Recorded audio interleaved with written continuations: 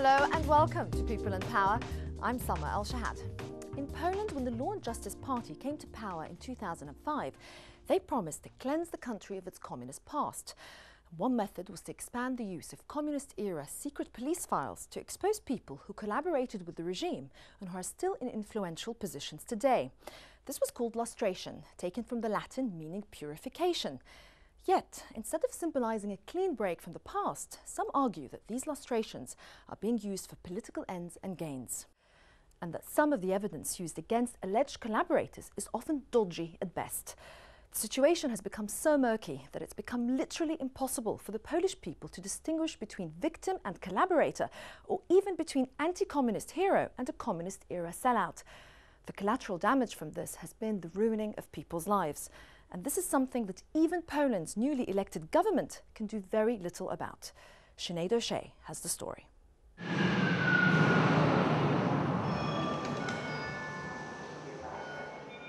Poland has endured a difficult past. During the 20th century alone, the country was controlled by the Russians, the Prussians, the Austrians, the Nazis, the Russians again, and then the communists. It took until 1989 for communism to come to an end. After years of delays and confusion, the secret police files from the era continue to be problematic. The regulation of these files is known as lustration, from the Latin to purify.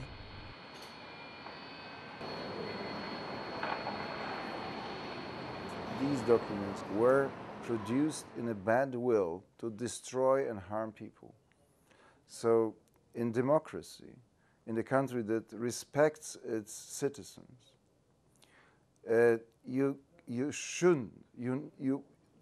not allowed to use the same material to harm and destroy the people again, the same people. Guilty. I was the agent. This was something, this is the feeling like you are the little animal and the bunch of the people with the guns are after you, and you could not do anything because I didn't see the files. I could only repeat it. I was not. I read the file of Małgorzata Niezabitowska.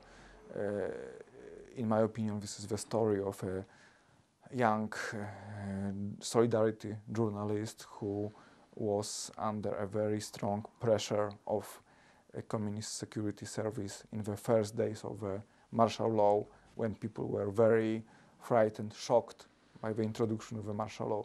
And this is the story of a person who, under this very strong pressure, agreed to cooperate with the communist security service, but did all her best not to harm her friends and not to give the security service any valuable information. For many, Małgorzata was the face of communist opposition in Poland. The Solidarity time was I would say, the best time in my life. Because such an enthusiasm, such a spirit of freedom, such a unity of the nation, I never more experienced. We knew we played this danger game because of Soviet Union and our, but still, as always in the people's heart, we believed this or other way we will win.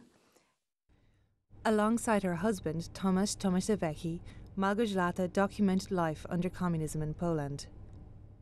Together they created iconic images of the times. When communism fell, she became the first spokesperson of the first democratically elected government. But nearly a decade before, Małgorzata had been brought in for questioning when martial law was declared. And you sit on this interrogation with two young men. They know so much, not only about my private life, also, but about, first of all, about our editorial house. They knew much more than me. After 7 hours, she says she was released and returned to her home, where she began to secretly take these pictures of the tanks that were gathering on the road outside. Her file says she did not. It says she agreed to become a spy for the communists under the codename Novak. This was such an enormous lie and such an enormous accusation and such an unjust thing that I felt really somebody tell me, you killed your beloved father.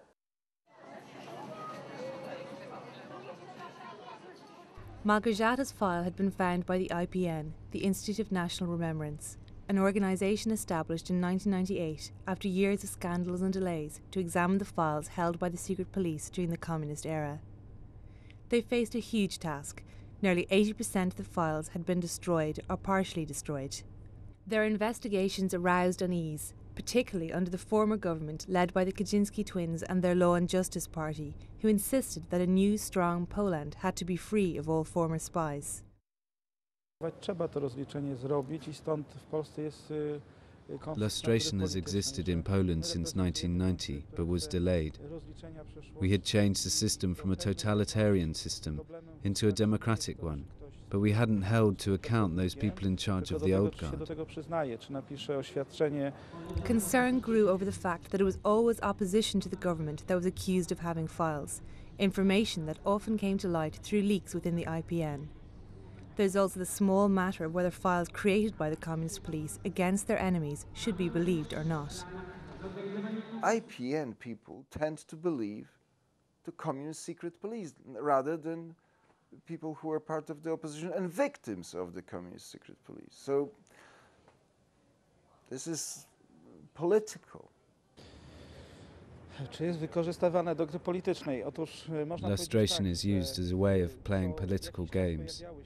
Now and then some papers come to light showing who cooperated with the old establishment. Because some of the papers were not reliable, it is hard to know whether people cooperated or not.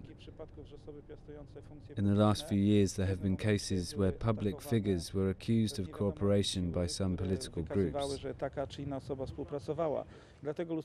Lustration is needed to stop these dirty games and clear every public figure once and for all.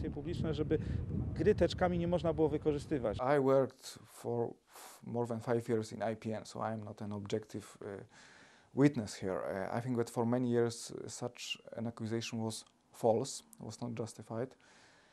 But my impression is that recently IPN is becoming involved in politics. It's supporting the initiatives of the government. It's losing its independence. Such accusations are far from the strong, open society promised to Poles by the Law and Justice Party. In 2007, the government was hit by a number of scandals and was forced to call an election, which it proceeded to lose. The government's focus on lustration also suffered a setback when a law which required all public servants to sign up to the lustration process or face dismissal was declared unconstitutional by the Supreme Court this spring. Małgorzata Niezabitowska's court case also took an unexpected turn when her alleged handler rose to the stand. He said Niezabitowska refused to be collaborator. Niezabitowska never became collaborator. I was making up this report. The real informations, but I put it to the fictional mouth of this fictional agent. But why I did it? Because my bosses told me to do this. The agent's confession that they had tampered with the file swung the case in Małgorzata's favour. After months of uncertainty, she was found not guilty. The IPN are appealing the decision. They said there could be another reason why the agent corroborated Małgorzata's story. Many former communist officers confirm the stories of people who were accused of being agents. And to the historians it's quite clear that those former officers are still loyal to their former agents. I am of a different opinion from the court's verdict. The court declared Niezabitowska innocent. The court said that there is no enough evidence that the file was not falsified. I am not very much interested in the young IPN historians because, in their opinions on that. I mean, those people weren't interrogated ever in their life. The former government and those in favour of lustration frequently denounced Piotr's newspaper Gazeta Wyborcza for its anti-lustration stance. The The paper's editor, Adam Michnik, was once an ally of the Kaczynskis during the resistance days. Their supporters insist that he himself may have something to hide. The truth is that everybody has a different story. In this archive facility alone, there remain 25 kilometres of files and material on the Polish people. There are 11 such archives in Poland. Warsaw is replete with symbols of what could be defined as progress. The Kaczynski government insisted that lustration had to continue for the country to truly advance and leave its past behind. It is unclear what will happen now with a new government in place. Truth is that people were sometimes broken and sometimes were not. And who won? For hell. I mean, we won. And the communist secret police is gone. And democratic opposition won and communism lost. After the break, are the laws being introduced across much of indigenous Australia a new form of paternalism?